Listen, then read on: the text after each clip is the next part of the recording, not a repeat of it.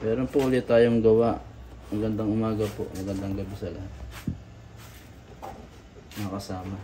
Meron po tayong gawa, Explore 32. Ang sira po niya, walang power. Saksak po natin. Saksak po natin dito. Ito saksakan. Ayan po, nasaksak. Tingnan ang saksakan. Saksak na siya dito. Wala siyang power. Walang ilaw siya. Kaya pindutin po yung ano. Walang ilaw siya. Patay po siya. Dead set. Buksan po natin. Testerin natin yung loob. Kung ano po yung nasira.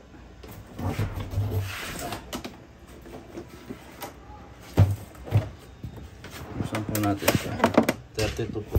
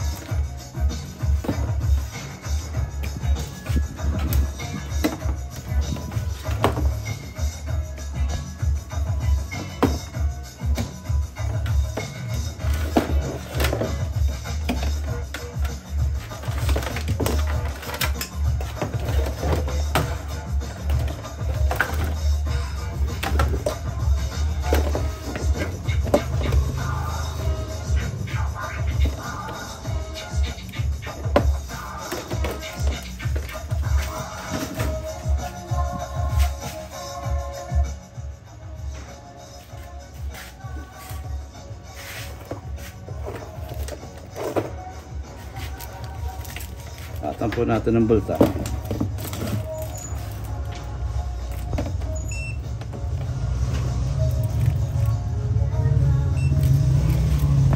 Saksapo natin. Spark siya.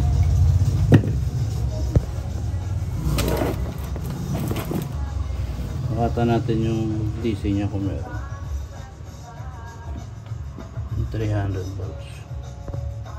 Meron 303. Meron siyang 303. Ayan. Tingnan mo yung tester. Meron siya 303 volts. Ibig sabihin buo dito. Sa secondary, supatin natin. Ground po natin yung ano. Test prod na siya. Tapos dito sa diode may 25 volts siya. Yung isa 25. Yung isa 68 volt. Sa backlight 68. Tapos itong isang diode 25 volts. Tumaan siya rito sa regulator. Ayun. May regulator pang isa. Naka-input siya ng 25 volts. Dito sa IC 25 volts yung input niya. Yung output sukatin natin. Wala siyang output. Wala siyang output na 12 volts. Dapat may 12 volts po nalalabas sa bayan. Hindi mo yung paa. wala siyang makakitang 12 volts ito sa kabila. Tapos ito pong pin na to, ito po yung pin ng 12 volts, ground po, saka 12 volts po yan. Ito po yung ground, ito yung 12 volts. Wala po siyang 12 volt na output dito, kaya sira po yung IC niyan. Pero yung secondary po 25 volt lumalabas, saka dito 68. Itong IC na tong regulator, wala po siyang output dito eh. Zero sa lahat ng pae, pati dito zero din. Ohms lang siya dito, 25 eh. Nag-open na po yung IC nya dito sa 12 volts nya, wala eh. Pati dito sa MOSFET nya wala rin voltahe na susukat kasi wala po siyang 12 volts dun eh. Wala po siya nasusukot na kuryente, wala siyang 12 volt na lumalabas. Kaya lalagyan po natin siya ng IC o MOSFET din po na 12 volts. In input niya 25, tapos 12 volt ang out. Kuha tayo sa ano, kuha tayo sa board ng sa amplifier kung meron po minsan yung ano tayo dito.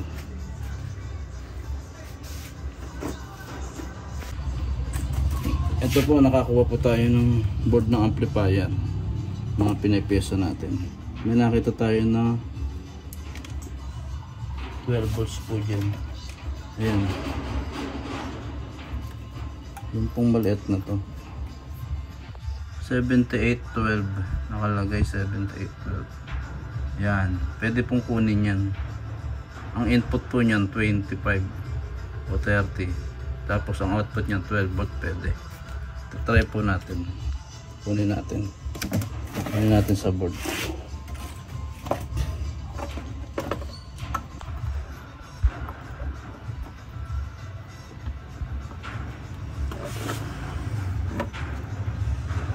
Yan po siya, 7812 MOSFET po yan. Pwede rin pong back converter ang gamitin kung meron po kayong back converter.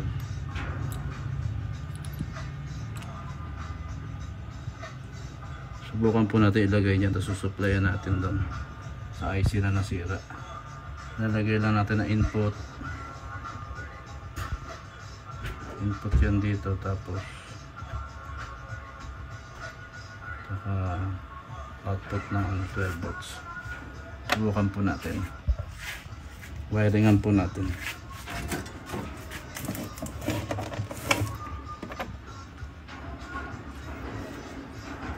Tandaan nyo lang po kung saan yung input na nakalagay siya sa diode. Ito po yung input nya.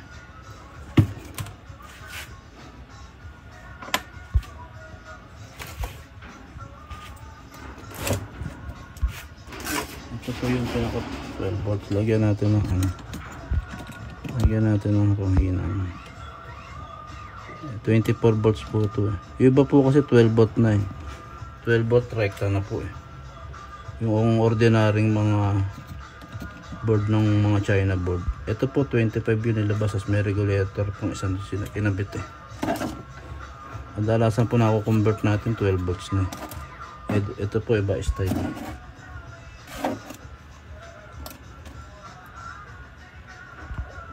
Subukan po natin. Naglagay po tayo ng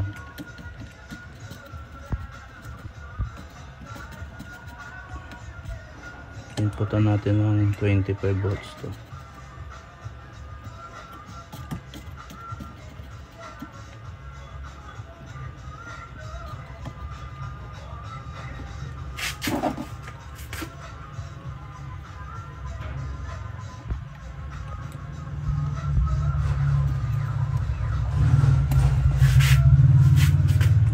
Lagyan ng tape para sigurado po tayo.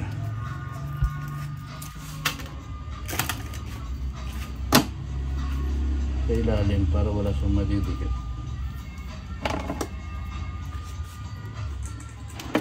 Lagyan natin ng tape siya.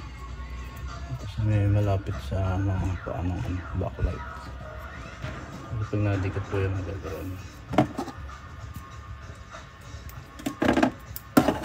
Higyan lang natin.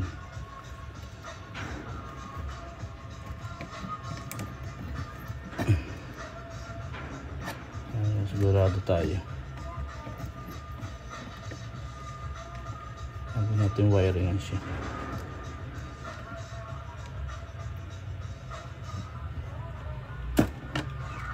Gusto.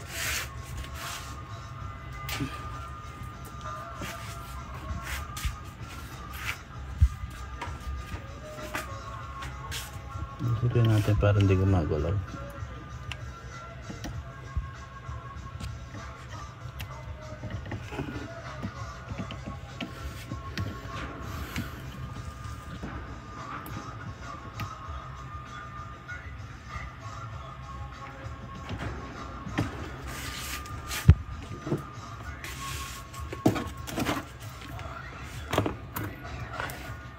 Tayo ng wire. Wiring nga natin yung ground. Gitna yung ground. Itong una 24 input, 25. Tapos sa gitna ground po yan. Pati sa ground.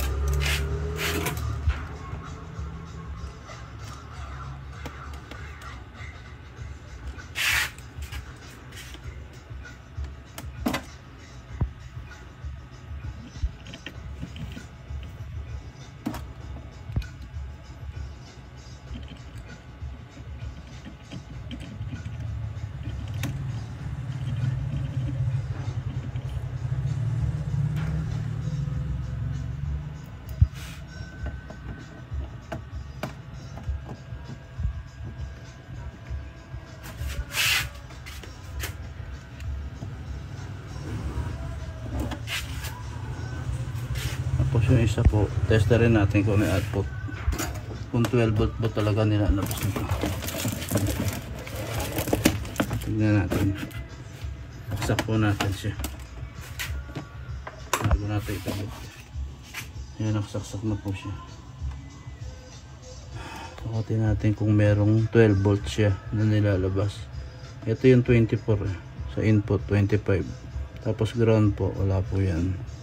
Tapos yung pangatlo dapat maglabas ng 12 volt. Ayan, naglalabas natin yun sa tester. 12 volts, 12.18 volts DC na po yan. Lalagyan natin yan supply papunta rito sa IC. Yung IC na nasira, butin natin ulit. Wiring nga natin papunta ron. Tingnan natin kung gagana siya.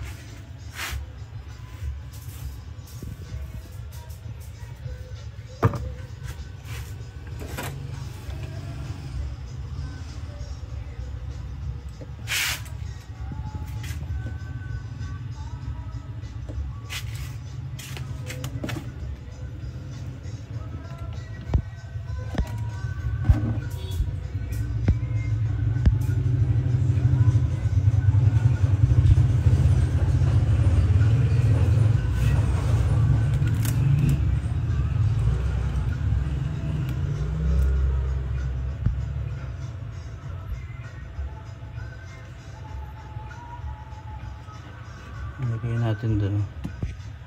Yun o, sa may ice. Ilagay natin ng ano, kailan. Yung ice ito baan natin. Yung pinaka-output niya. Yan. Para madali siya kumapit.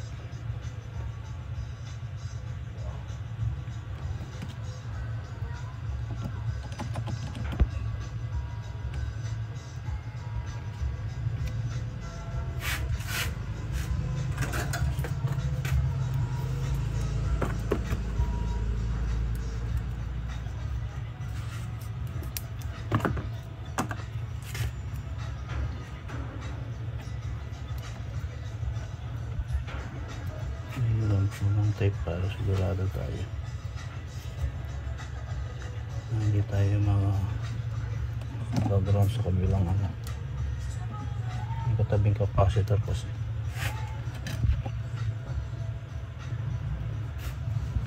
Yan, testingin natin kung may 12 volts ulit siya riyan. Kung hindi babagsak yung 12 volts. Pagka bumagsak, may shorted po siya rito. Pag di naman bumagsak, sabihin walang shorted. Yan po sinaksak natin. Tester natin sa ground ulit, tapos naka-auto tayo ng tester. Tingnan natin yun. Tingnan mo rito. Yun pangangutlo. Ayan na, 12 volts na siya. Tingnan nyo. 12 volts siya. Tapos dito sa input 25. Tapos 12 volts. Ayan na, 12 volts yung tester natin. Saksak ngayon natin yun. Saksak ngayon natin yung pindutan. Yung sensor. Tingnan natin. Meron na siyang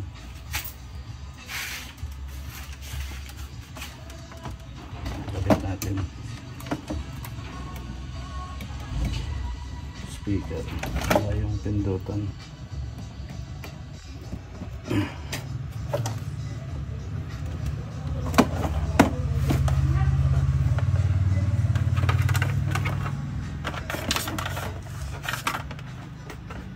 Tingnan natin,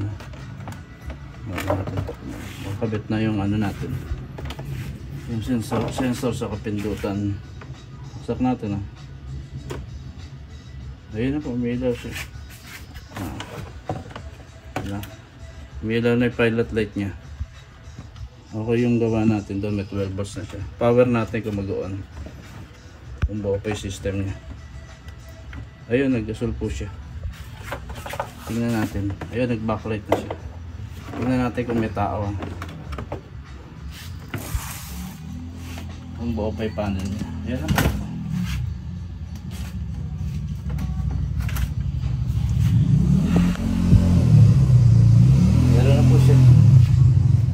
Buo na po natin. Ayan. May picture na siya. Ito po. Napagana po natin. Ayan na po siya. Lalagyan na lang po ng signal yan. Lalagyan na lang ng corda box para mapagana nyo sa video. Maandar na po siya. Nilagyan lang po natin ng regulator. Yan po. Ganyan po regulator ang ilalagay nyo. 78 volt. Pagka walang output po kayo ditong nakikita. Pumapasok pupunta dito sa mga CPU, sa regulator ng CPU. Okay po siya. Sa mga nagustuhan yung video, mag-subscribe lang po kayo. Like and follow and share lang po. Okay po siya.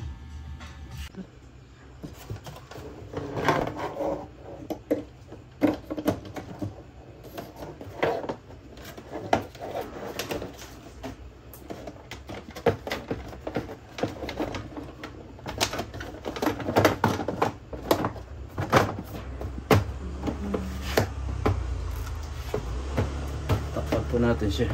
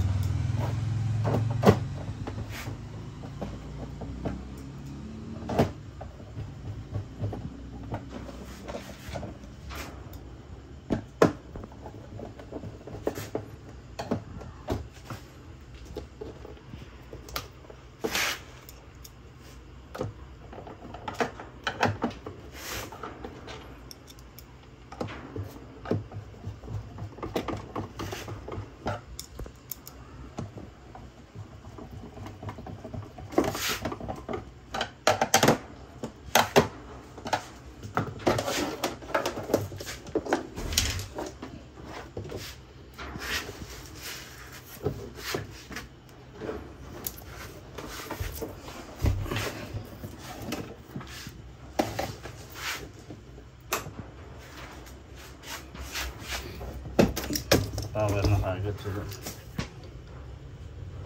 Power natin sa... Yan, nag-asal kagad siya.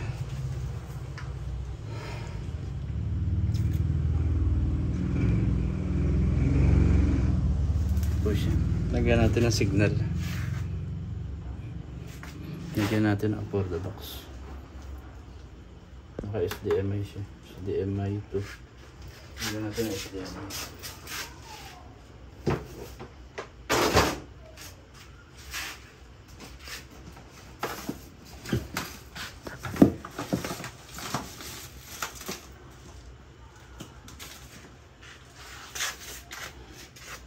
Lagyan natin ang HDMI. HDMI 2. Ito. Nakita natin yung picture niya. Malinis. Ito po yung door the box. Sasaktan natin ang door the box natin. Testing natin. Yan po siya.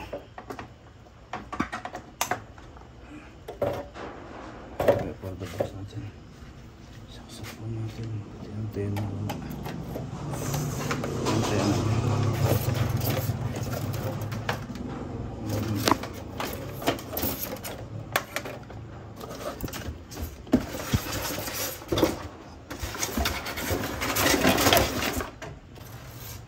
Saksak po natin ang antena. Ayan po siya.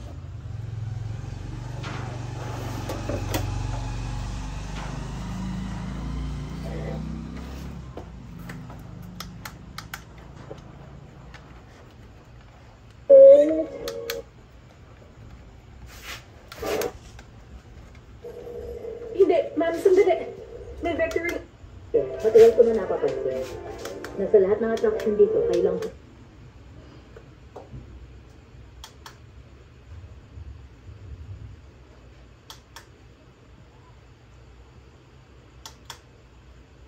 Magtiwala tayo na ligtas si Sam at si George.